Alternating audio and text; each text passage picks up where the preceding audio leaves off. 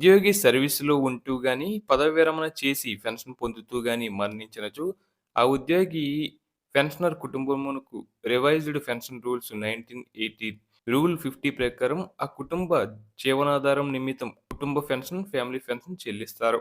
అలాగే ఉద్యోగి సుదీర్ఘకాలం ప్రభుత్వ ఉద్యోగం చేసి, ఏ కారణంతోనైనా పదవి విరమణ చేసిన అనంతరం కుటుంబ పోషణకు గాను ప్రభుత్వం నుండి నెలవారీ పెన్షన్ పొందే దీనినే సర్వీస్ పెన్షన్ అంటాం. ఒకవేళ పెన్షన్ పొందుతూ పెన్షనర్ ఉద్యోగం చేస్తూ ఉద్యోగి మరణిస్తే వారికి వారి కుటుంబ పోషణ నిమిత్తం అర్హులైన వారికి ఇచ్చే పెన్షన్‌నే కుటుంబ పెన్షన్ అని అంటాం. సర్వీస్‌లో ఉన్న ప్రతి ఉద్యోగి తమ కుటుంబ సభ్యుల వివరాలను తమ డీడీఓలకు నిర్ణీత ప్రొఫార్మాలలో ఇచ్చి సేవా పుస్తకంలో నమోదు చేయించుకోవాలి. అలాగే రిటైర్డ్ అయిన తర్వాత కూడా ఈ వివరాలు ఉపయోగపడతాయి.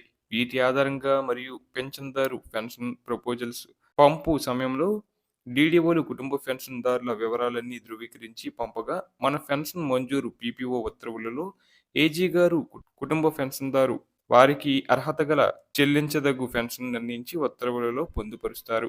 ఒకవేళ ఫ్యామిలీ పెన్షన్‌కు అర్హత గల కుటుంబ సభ్యులు వివరాలను పెన్షన్ ప్రతిపాదనలతో పంపకపోయినా రిటైర్డ్ అయిన అనంతరం పిల్లలు శారీరక, మానసిక వైకల్యాలకు గురైన రిటైర్డ్ అయ్యి చట్టబద్ధంగా వివాహం చేసుకొని పిల్లలు కలిగిన అట్టి వివరాలను rule 52A revised pension rules 1980 and ruling 3 under rule 4 of family pension rules 1964 అనుసరించి ఫారం ఎఫ్‌లో పొందుపరిచి సంబంధిత ఎస్టీఓ గారికి అందించి పీపీఓలో నమోదు చేసుకునే అవకాశం ఉంది.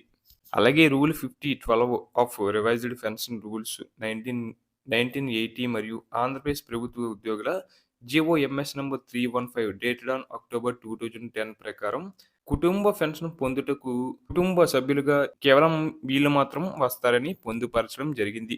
వాళ్ళలో ఉద్యోగి, పెన్షనర్, భార్య, భర్త, లీగల్లీ సెపరేటెడ్ స్పౌజ్, అలాగే కుమారులు, కుమార్తెలు, శారీరక, మానసిక వికలాంగులైన పిల్లలు, విడాకులు పొందిన కూతురు, విధవరాలైన కుమార్తె, ఈ పేర్కొన్న వారెవరు లేకపోతే తల్లిదండ్రులు. అలాగే కుటుంబ పెన్షన్ ఎంత చెల్లిస్తారంటే, ఉద్యోగి సర్వీస్‌లో ఉండి మరణిస్తే కుటుంబ పెన్షన్ మొదటి 7 సంవత్సరాల వరకు లేదా ఆ ఉద్యోగి 65 సంవత్సరాల నిండే వరకు ఏది ముందైతే అంతవరకు చివరి నెల జీతంలో 50% పెన్షన్‌గా చెల్లిస్తారు. తదుపరి చివరి నెల జీతంలో 30% పెన్షన్‌గా చెల్లిస్తారు. అలాగే పెన్షనర్‌గా ఉండి మరణిస్తే చివరి నెల జీతంలో 50% లేదా ప్రస్తుత పెన్షన్ ఏది తక్కువైతే అది పదవి విరమణ లేదా 7 సంవత్సరాల కాలం లేదా ఉద్యోగికి 65 సంవత్సరాల వయస్సు పూర్తయ్యే తేదీ వరకు చెల్లించబడుతుంది. అలాగే తదుపరి పెన్షన్‌లో 30% పెన్షన్‌గా చెల్లిస్తారు.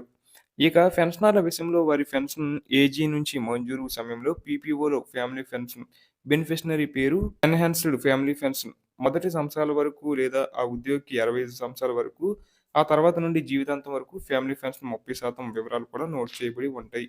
అలాగే పెన్షనర్ రిటైర్డ్ అయిన తదుపరి చట్టబద్ధంగా వివాహం చేసుకున్నచో పెన్షనర్ భార్యాభర్తకు వారికి కలిగిన సంతానానికి కూడా కుటుంబ పెన్షన్ చెల్లిస్తారు. అలాగే రికార్డులు లభ్యం కాకపోయినా ఫ్యామిలీ పెన్షన్ మంజూరు చేయాల్సి ఉంటుంది. అదృశ్యమైన ఆచూకీ తెలియని ఉద్యోగుల కుటుంబాలకు సంవత్సరం తర్వాత కుటుంబ పెన్షన్ చెల్లిస్తారు. సంపాదన పరులు కానీ వికలురాలైన పిల్లలకు కూడా కుటుంబ పెన్షన్ వర్తిస్తుంది. ఒకవేళ పెన్షనర్ చనిపోయిన రోజునకు కూడా పెన్షన్ చెల్లిస్తారు. ఆ మరుసటి రోజు నుంచి కుటుంబ పెన్షన్ చెల్లిస్తారు. కుటుంబ పెన్షన్‌పై డీఆర్ చెల్లిస్తారు. కుటుంబ పెన్షన్‌దారులు కూడా క్వాంటమ్ ఆఫ్ పెన్షన్ పొందే అవకాశం ఉంది. అలాగే రూల్ 50 ప్రకారం ఫ్యామిలీ పెన్షనర్ పునర్వివాహం చేసుకుంటే ఫ్యామిలీ పెన్షన్ రద్దవుతుంది. కనీసం 7 సంవత్సరాల సర్వీసు కలిగి ఉంటేనే 50% ఎన్హాన్స్డ్ ఫ్యామిలీ పెన్షన్ మంజూరు కాబడుతుంది.